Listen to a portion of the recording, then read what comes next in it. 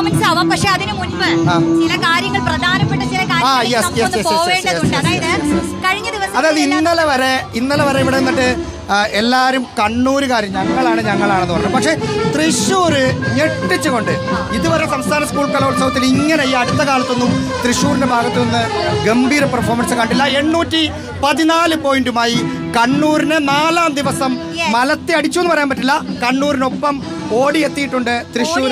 പറയുന്നത് ചെറിയ കാര്യമല്ല. കഴിഞ്ഞ ദിവസങ്ങളിലെല്ലാം നമ്മൾ കണ്ണൂര്, കോഴിക്കോട് എന്നൊക്കെ പറഞ്ഞുകൊണ്ടിരുന്ന സ്ഥലത്തേക്ക് ഇന്ന് 2-ാം സ്ഥാനത്തും 1-ാം സ്ഥാനത്തും ഇഞ്ചോടിഞ്ച് പോരാട്ടം അല്ലേ? യെസ്. എന്ന് മാത്രമല്ല 2-ാം സ്ഥാനത്തേക്ക് വരുമ്പോൾ പാലക്കാട് കോഴിക്കോടിനൊപ്പം കയറി വന്നു എന്നതാണ്. അതായത് നാളെ ഇനി ആകെ 10 വേദികളിൽ 10 മത്സരം മാത്രമാണുള്ളത്.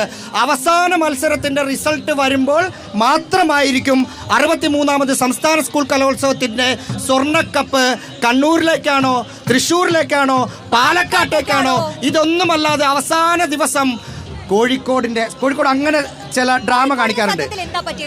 കോഴിക്കോട് സിൽവർ ഹിൽസ് ഒക്കെ നോക്കി, ഒരു കാലത്ത് ഏറ്റവും ആദ്യം നിന്നിക്കുന്ന സിൽവർ ഹിൽസ് ഒക്കെ 8-ാം സ്ഥാനത്തൊക്കെയാണ് നിൽക്കുന്നത്.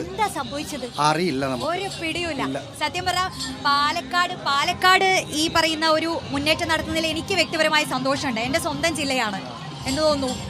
ഞാൻ കോട്ടയംകാരനാണ്, അതിന്റെ അയലത്തില്ല. അതുകൊണ്ട് കോട്ടയംകാരുടെ അവസ്ഥ എന്താ ശരിക്കും ഇപ്പോ?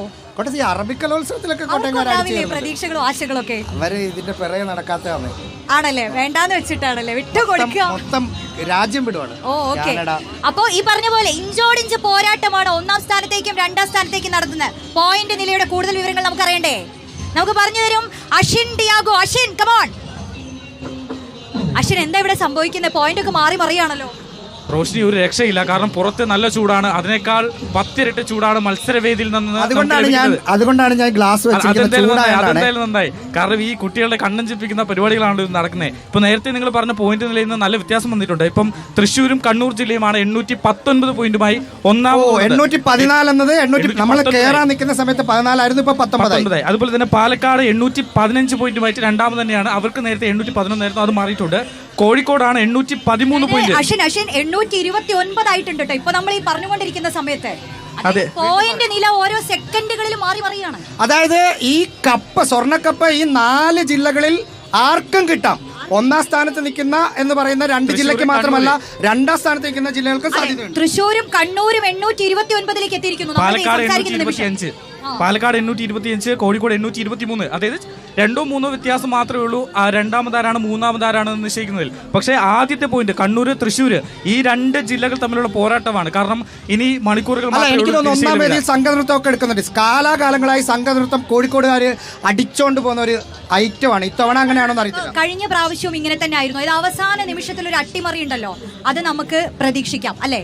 അതായത് ഒഫീഷ്യലി പ്രഖ്യാപിക്കുന്നത് വരെ നമ്മളിങ്ങനെ ടെൻഷൻ അടിച്ചുകൊണ്ട് നിൽക്കണം എന്ന് ചുരുക്കം. എന്തായാലും നാളെയാണല്ലോ കലാശപ്പോര്. ഈ കലാശപ്പോരിന് മുന്നേ തന്നെ ഈ വരും മണിക്കൂറിൽ, കാരണം എല്ലാ ടീമുകളും അവരുടേതായ ടോപ്പ് ഗിയറിലേക്ക് മാറാനുള്ള സമയമായിട്ടുണ്ട്. നാളെയോടുകൂടി, നമുക്ക് ഉച്ചയോടുകൂടി അല്ലെങ്കിൽ വൈകുന്നേരത്തോടു കൂടി മുഖ്യമന്ത്രി ഇതിൻ്റെ അകത്തൊരു പ്രത്യേകത എന്ന് പറയുന്നത്, നാളെ ടോവിനോയും ആസിഫ് അലിയും ഇറങ്ങുന്നുണ്ട് എന്നൊരു കഥ കൂടി കേൾക്കുന്നുണ്ട്. അപ്പൊ പിന്നെ അടിച്ചു കയറും മോനെ.